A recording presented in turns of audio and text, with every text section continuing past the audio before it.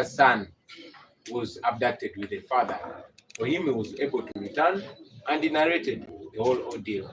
And some of our comrades that were able to return informed us that these people were there, some tortured badly, but all that, the judiciary does not seem to take note of it.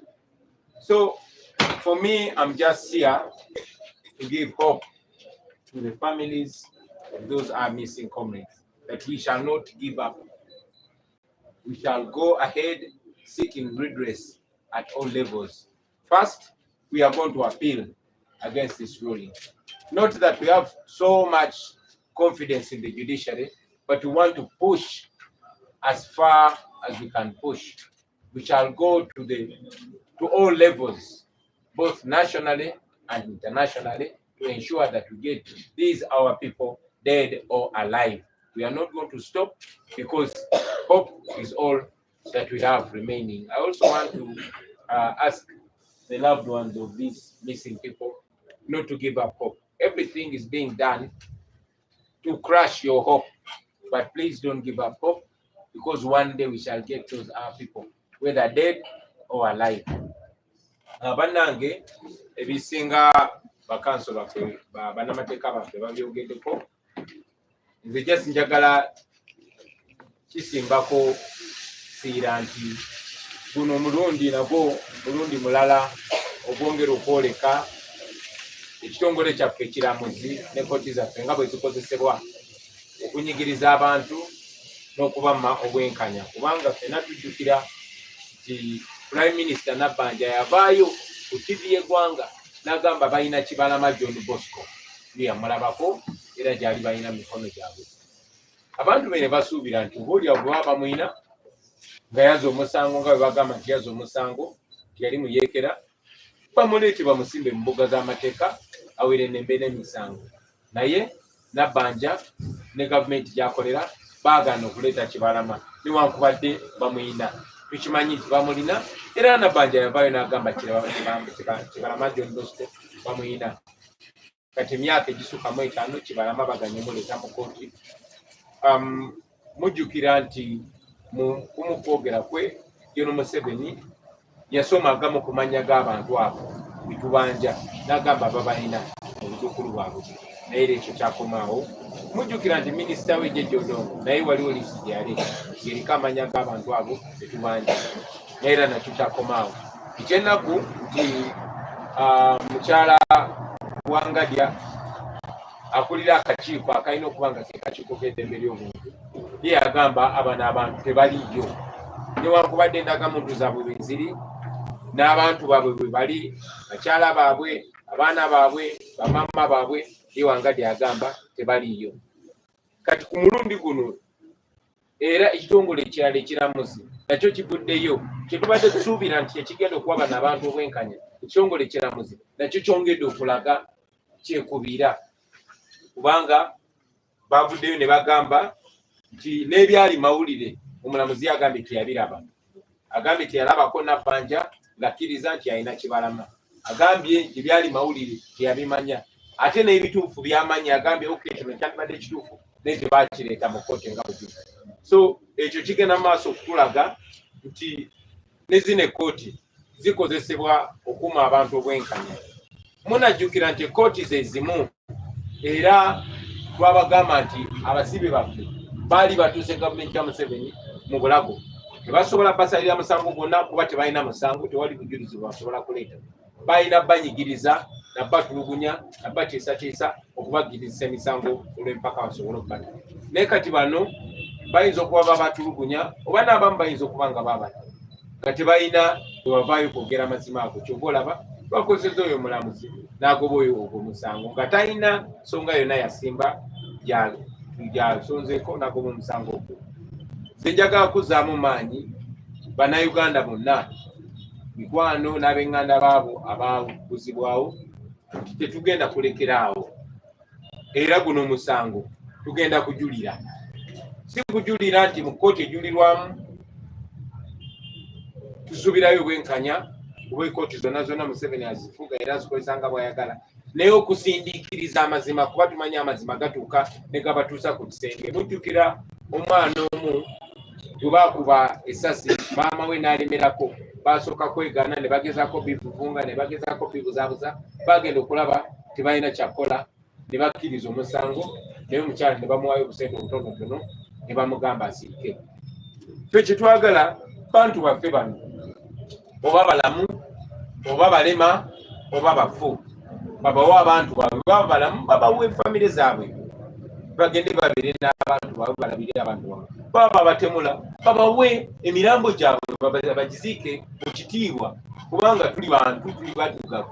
Kintu ekisinga okuba ekikulu okuwa omuntu w'abantu be, oba amutemula mubawe emirambo gyabwe bagiziike mu kitiibwa. Ate baba balamu nga mubalinako omusango mubatwale mu kooti mubawozese, oba tebaba tebalina musango mubate. So tetugenda kulekera awo, tugenda kujulira ku buli mutendera gwa kooti bwekiba kyetagisa paka ku kooti ensukulu. Ate si wano wokka mu Uganda, naye tugenda kujulira wano mu Uganda n'okunoonya answers zonna nga kukuli n'okwetolola ensi ezitwetolodde ebweru w'eggwanga.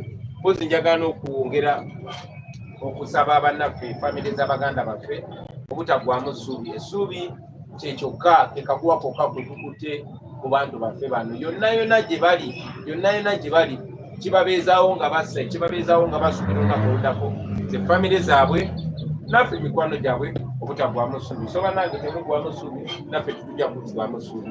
Museveni twagala abantu baffe, tetugenda kulekerawo babandi. Mwebale nnyo mu mwebale nnyo amawulire kansabe entebe endala tugenda zijjawo tuyinza bana abantu. Can we have few questions? Any question?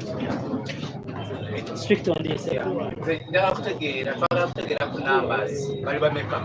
18. Yes. The president just talked of seeking redress, national and even international. I wonder if you can elaborate on international. What do you mean? Going to International Court of Justice, South African Court of Human Rights?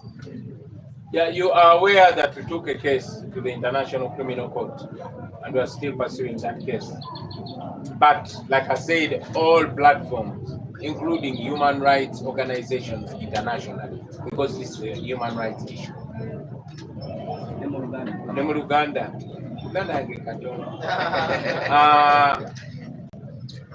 twatwala omusango mu kooti y'ensi yonna, era ng'eno y'emu ku nsonga enkulu, era omusango ogwo gukyaliyo mu kooti y'ensi yonna. Naye tetukoma ku kooti y'ensi yonna yokka, International Criminal Court, naye n'ebitongole byonna byonna okwetoloola ensi yonna ebirwanirira eddembe ly'obuntu, kuba eno nsonga ya ddembe ly'abuntu. Bana mjeni mama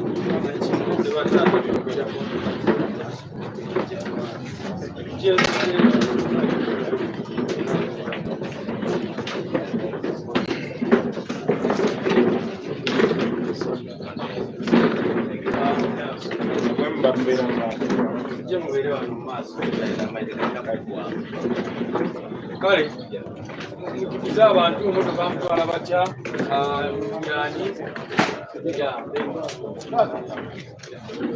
katutandike nawe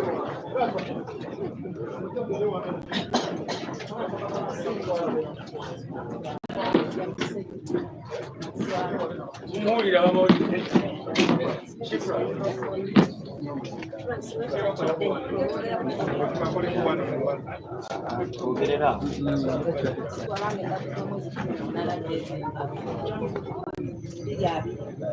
yatundanyanya musimu okuba bamutwala kutanga kulizaako nakyebuliza wabula okubonaabona tumuwa amaanyi tubonaabona abaana tubonaabona n'abaana ekimu tubonaabona kunyuo naye tusaba abaana baffe oba gye bali batubawo oba baafa n'amagumba bagatuume oba obulumi bwe tulimu bw'amaazi. Amanya Nanyonyo Oliver, tabani wange balese kama tufunzo za bagala ekifaananyi ky'omuntu.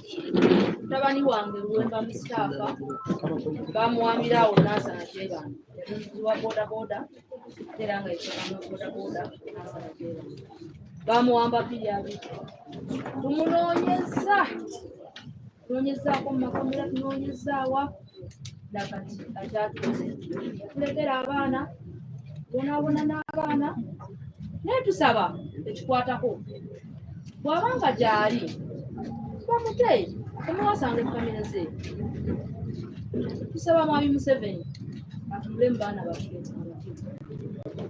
bonna abakwatibwako ab'amateeka baleme gawunzika buwunzisi wabula bagatandikire gye gava nti abantu bano bali bwe bati ne bwe bati.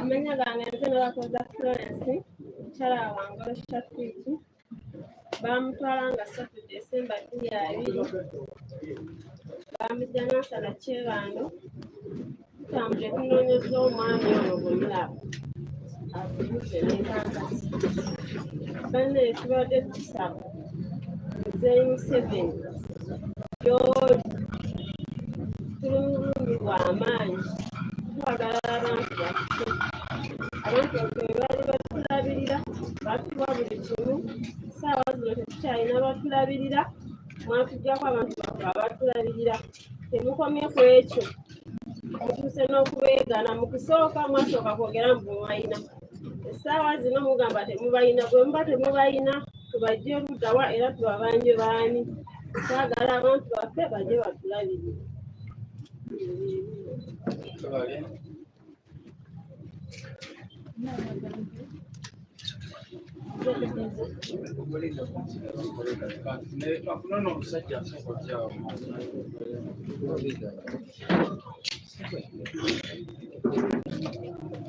Amanya gange oba erinnya lyange nze Kafeero Matthew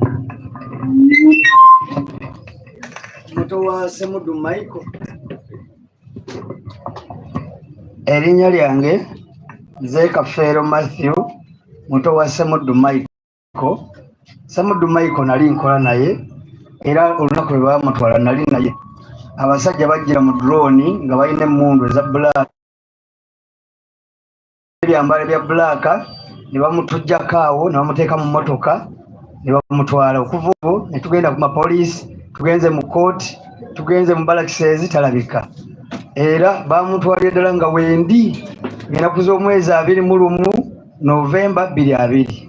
Naye tubadde tusaba omuntu waffe Ssemuddu Michael kuba tukakasa bulungi ne minisita we yabeera Jjajja Odongo yabeera minisita wa Internal Affairs yamusoma ku lukalala ng'ali mu Parliament ne bagamba Ssemuddu Michael bamulina. Naye twagenda e Naggulu nga batugambye tugende ku headquarter tulabe abantu be basomye. Ekyamazima baatubuzaabuza n'essaawa zino zennyininyini tetuddangamu mulaba. Abaana nze mbalina ewange nange nnyina y'akaana kati school fees akalubidde ddala. Twali tusaba Mwami Museveni otuddize Ssemuddu Michael. Amaina gange nze Kadija Bazibu nga nviira Buwenge. Omwana wange yali ayidde kunoonya eno mirimu okujja okubaawo nga bankobera ati omwana akoze eki Safiiti Bwangolo bamugemye. Nakuba nti guki ati bamwagaina ali kuvuga motoka ng'ali awo bamutoola motoka ye bamutwalaga mu motoka eyindi nga bakuba era yajja ng'ali kutoona bwa musaayi. Pekano gwe yali naye ne yajja yakobera mukazi woono gwe ndi naye. Kyokka Ayubu ninze mukairege muzaala. Kyokka mwedi abaana bwe muli timufuna famire endala mufuna famire eningi. Abaana abandi ninze nali nabo nga ndi nabeeka. Aye najja n'abuuliriza oba ng'oyo aliko bati abantu babazira. Bw'ati ebintu byafulumira mu mawulire eyagawandiika nani. Era mbaire butayida na mawulire ago nagatereka olunaku gwe bafulumyanga ebirango babala amaina ag'abaana abo ati beene baana abo babasabira ekiwumula ekyemirembe. Nani eyagasoma oba eyagandiika abaana abo amaina nani? Baidako bati ni baba wange ono nga bamukoba ati kubanga yayenda kufuna bo baida abafunira ku ssente. Musaada waitu yena kutuyamba yena ideizaire bwe liri yakoba ati bamama bano bali bubi aye kyabiri bali kumulowookeza mu bindi nga bwali kwenda afunire ku abantu ab'esente. Kale tuyambe Museveni atuyambe buyambe atuwa abaana baitu oba magumba agatuwe tuziike tumanirire tumane nti ki abaana baife baafwa mu ngeri eno. Aye alobe kutuyudisa mbw ati tabaidi atya.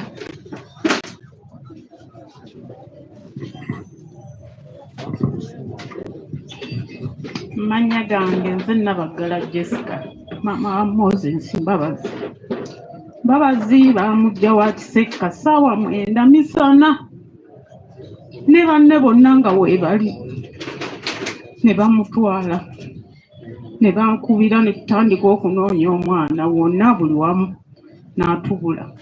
Naye waali wayise emyezi nga 8 nga waliwo omulenzi gwe baasuula e Masaka nga bamumenya amagulu. Nangamba Moses namulabako, twali naye mu kiyumba eyo gye babakuumira ne bamugjamu ne bamutwala. Nangamba nze bagenda okunsuula e Masaka nga Mbabazi bamutwala, simanyi gye bamutwala. Era okuva olwo siddangamu kuwulira mawulire gonna gafa ku Mbabazi. Naye teriiyo mulala eyatwala abaana baffe. Pulezidenti abaana baffe obayina naye tusaasira obulumi bwe tulina. Saasira abaana amabujje gali agatalina musango kati nago gali kuki ku musango. Tusaasire Pulezidenti Museveni otuwa abaana baffe newe banaaba baafa batuwe tubaziika tujja kuwummula. Naye kati embeera gye tulimu buli kiseera tubeera mwezi.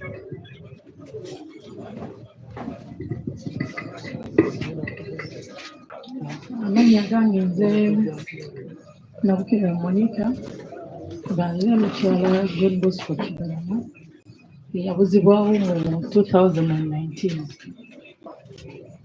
Twewuubye mu bifo bingi nnyo nga tunoonya mwami Kibalama,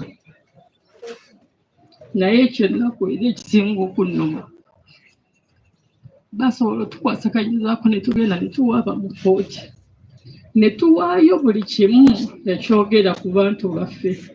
Nze kennyini nawaaba mu makomera ag'enjawulo era nawaayo reference ez'enjawulo.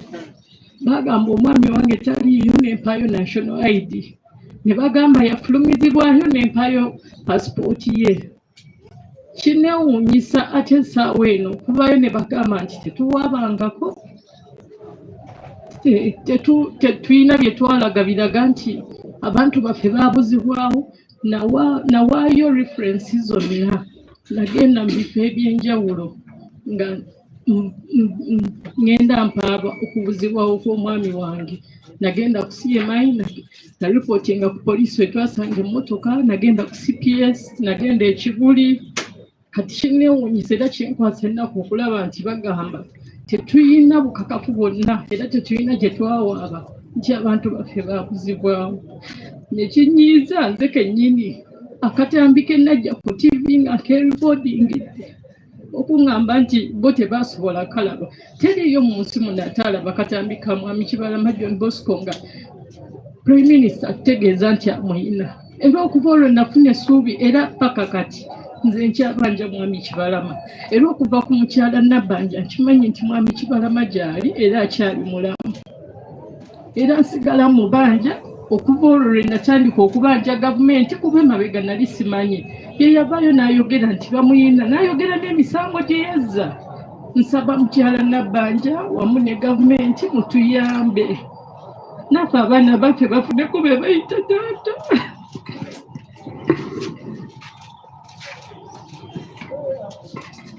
Amanya gange nze Waswa Moses mbaza wa Kiria Peter bamukwatanga lumu December 2020 babakwatira awo Nansana Kyebanu. We yawuzibwawo twatandika okunoonya tugenda ku poliisi ez'enjawulo naye nga batugamba ekigambo kimu nti sifa abalina abo abantu kuba tebali mu likodisi zaffe naye kirabika motoka z'amagezi ezibalina balina bwe babatwala tetubalina. Ne tusigala nga tunoonya ne tuuka ne tulemererwa. Aba human rights bajjako ewaffe ne batuggyako information ne batugamba bagendagenda amakomera banoonye bana abafunye bajja tukubira batuyite. Waite omwezi nga gumu ne bankubira ne bampita ne ngendayo ku kitebe kyabwe. Omukyalo omu n'ambuuza ekibuuzo n'aŋŋamba singa muganda waaba yafa oyagala gavumenti ekompasetinga etya. Ne mugamba kiki kyotegeeza. Ne mugamba naye bakusasula ssente teriyo ssente zigulabulamu mwa muntu ate eriyo ssente ziyinza labirira famire y'omuntu oyo aba afudde obulamu bwe bwonna. Wabula twetaaga abantu we bajja ebali babatuwe naye baafa batuwe tukole ki tubaziike. Omukyala yasituka busaawo n'andekawo ne mbeeraawo paka we nakoowa ne nkola ki ne nkomayo waka. Naye tubadde tusaba abantu bwe banga gye bali babaleete mu kooti babasalire emisango bwe banga baafa babatuddize tubaziike. N'ekyo tukiveeko tumanye nti abantu baakola ki baabatta. Ebyo ebigambo byange. Kale ndowooza ka tufune famire ya Adamulira yebe esembayo maama babiri ne muganda we muje ne Wamatina asobola okwogerako obajja Bugolobi. My name is Chiganda Charles, his brother to John Damulira, who went missing in 21st November 2020.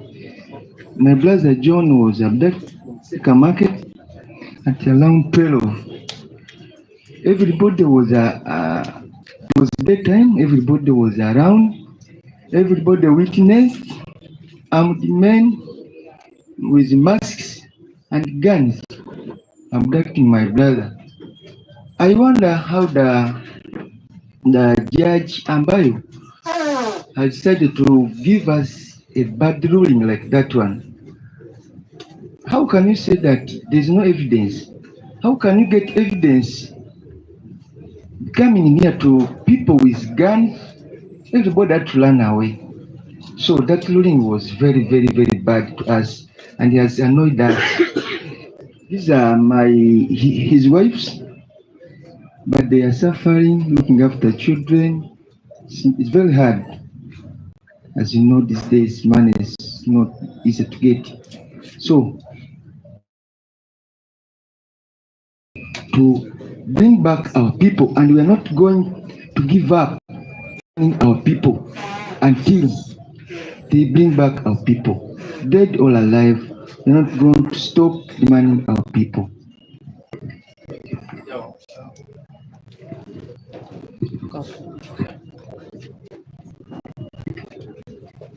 Kumanya gange zena myanja Mary Chala Lukwago Martin lwatwala ennaku z'omwezi nga 23 November 2020 bamujja Bugolobi. Olunaku lwe batwala Lukwago Martin bamutwala n'abantu 10 ye yali wa 11. Gavumenti bw'evaayo negamba nti tulina bujulizi, mbadde nga mpa obujulizi okuva ebakwata Lukwago Martin n'abantu abamukwata nabo olunaku olwo mbadde nga mufuba okulaba nga nfunayo omuntu omu Ayogera gwe bakwata naye kubanga olunaku olwo bamukwata nabo bo olunaku olwo baabata Lukwago Martin bakola ki bamusigaza. Nga sinajja ku kitebe okunoonya buyambi nagenda ku poliisi ez'enjawulo n'empaaba kuba bajja lowooza nti tuli mu byabufuzi nti abantu banoonya mawulire naye nali sinaba kujja wano eno nagenda ku poliisi ez'enjawulo n'empaaba reference nziina ne baŋŋamba ntambule mu bitundu eby'enjawulo nengenda ku poliisi y'e Bugolobi nengenda ku Jinja Road n'empaaba ne baŋŋamba bagenda kola ki noonya Lukwago Martin. Until now sifuna akuma bamuleka agamba nti Lukwago Martin ebimanyi waali. Nafunayo n'omuntu omu yava ku Ssemwayi n'atufeera ssente ng'agamba bamanyi Lukwago Martin waali. Naye paka kati sizanga mukola wa musajja yaleka abaana 3. Abaana tebalina buyambi, abaana basoma beetaaga taata waabwe bannange. Tubadde mu mawulire tugenze mu makooti ag'enjawulo tutambudde bulwamu bannange temutufuula basiru banna abantu baabula. mwatuuka n'okundeetera omuntu gwe sitamanyi ne mugamba mbu ye bba wange omuntu gwe nali maze naye emyaka 7 nokyokungamba mbu yoyo mwemulaba omusajja gwe bayita amawulire yayitanga Lukwago Martin afaanana nga ali ku kipande kinene baneetuuka byamaziga gaweddeyo twegayiridde buli omu bambi mutuyambe mututaase abasajja tubeetaaga batuyita bannamandu gye tuli naye nga tetuzikanko babba abaffe abaana babuuza bataata babwe bakooye bambi tubeegayiridde mutuyambe mututaase uza abantu baffe.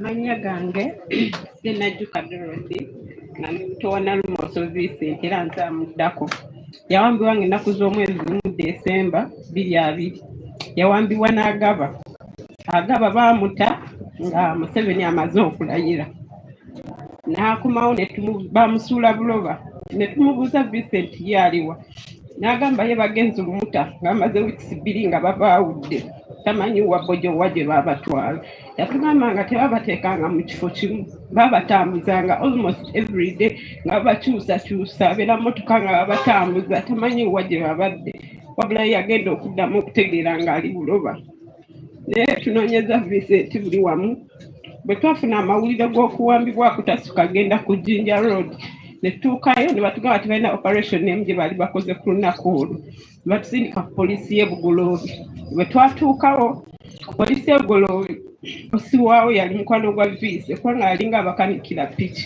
ne tuukawo n'agamba Vice tetunaba mukwata kwali tetulina operation emu gye twakoze wabula mugende ku Jinja Road ne tubaga nte ku Jinja Road gye tusoose ne batusindika wano kuva olwo ne tutandika okunoonya Vice buli wamu tugenze ekitalya waliwo yatugambako nti bamututte mu kooti ebbombo ne tugendayo nga twatuukayo natugamba tebabeera n'abasiviriya netuvaayo batusindikako enalufeenya twagendako enzira buli wamu gye batusindika nga tugendayo Vincent tetumulabangako yaleka abaana 3 kyokka ekyo ennaku ekisinga bamwe babuddeyo n'abalekawo era bakubuuza mamba nakubuuza ne taata basimanyi gyali naku omutasembayo tamanyi bazadde be linnya lyange Zenabwire Agnes ni mutuuze wa Lusubi gye bajja omwami wange Kanata Muhammad abasajja bajja kiro nga twebase ssaawa nga 4:30 era wempuliriza abaga nti be babakwata beekalakaasa neewuunya ssaawa 4:30 twali twebase ne bajja nga bakonkona nga boogera n'amannya nti Kanata ggulawo poliisi ekwaka nze kennyini ne ŋŋamba poliisi yawanga suulyako ddoboozi ya chairman ne bakuba oluggi ne lweggula ne bayingira nga bambadde ebyambalo bya bbulaaka bakutte emmundu nga bakutte n'emiggo ne bajjayo omwami wange ne bamutwala naye nga teboogera na nsonga nti tumutwalira kino ne gye buli eno zaayo ennaku z'omwezi 23 Desemba 2020 era twakeererawo ku makya ne ŋŋenda ku poliisi etutwaleeyo embalala ne batugamba bo tebakolera ku lugambo oba tewala abantu tetukolera ku lugambo paka twagenda emukono gye nafuna reference wempuliraga nti nno tetulina bujulizi bumala nga buli wamu tutuuseyo n'obujulizi obwo ne mu kkooti tugenzengayo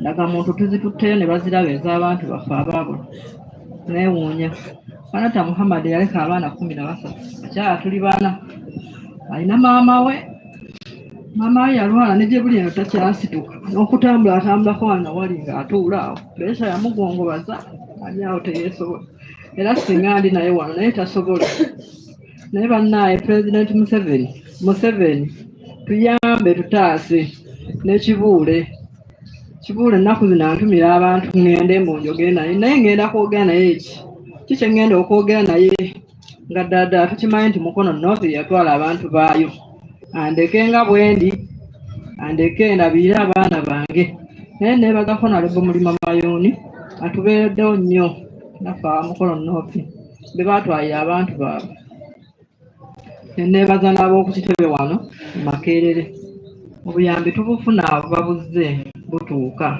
era abaana basoma naye bannaaye Museveni tuyambe oba magumba ge galiyo ogatuweeze tuziike oba abantu baffe balamu babasalira emisango gye baakola n'olwo olugwe babate naye tuli mu bulumi. Amannya aga nze Nakyanzi Malita ali mutuuze w'e Kabembe. Mwannyina ge Ssempijja baamusanga Kabembe ku stage nga waliwo ne kamera ne bamukwata mu mmotoka gye tutaamanya ne chairman yaliwo ate era naye abyogerako. Ne bamuyingiza mu mmotoka dulooni n'emutwala nga kuliko ne banne ab'e Kabembe ne babatwala ne tunoonyako buli wamu ne tugenda e Naggalama tugenda e Mukono ne tufuna diferensi y'omusango okuva e Naggalama ne tugitwala. Abalwanira eddembe ly'obuntu bankubira essimu ne baŋŋamba nti Ssempijja okyabanja Ssempijja koze nti ye nkyabanja Ssempijja simulabanga oyo Ssempijja taliiyo. Ne mbuuza ate yalagawa nga saamuziika ne ŋŋamba ye ne bajjako essimu okuddamu obbakubira mbabuuze tebaakwata.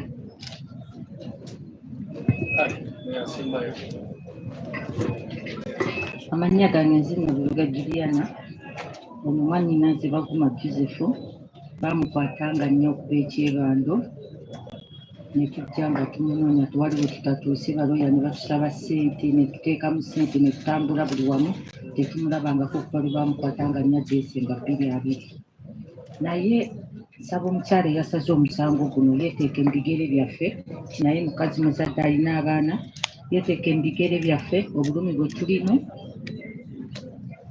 abeere ne Katonda mu mutima oba bamukozesa oba yasazeewo nga ye ayambe atuyambe abantu bano bambi babatuwe kubanga balina obuvunaanyizibwa naffe bennyini tubeetaaga baleme kubalaatira mu bulamu bwabwe naffe abantu kuba ono yaleka abaana 6 abaana baba beetaaga nga bo bwe balina abaana baabwe nga balina bataata baabwe ne bamaama baabwe ne bano abantu balina ababayita bamaama babayita bataata.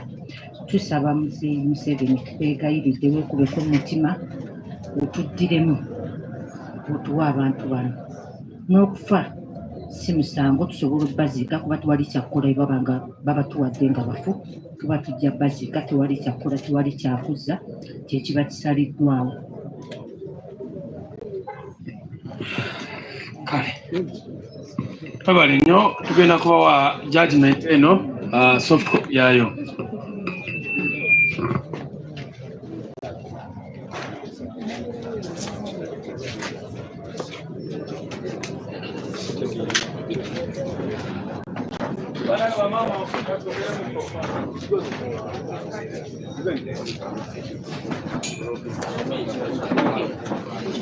Eno Shalom Television Uganda mbadde Dr. Enzyme nga bulijjo mbali kumwe namwe tutambudde nabo ensonga bwe ziweziri message eka y'amaziga ya nnaku ne sharing message tambuza obubaka buli muntu yenna bumutuukeko sigadde nze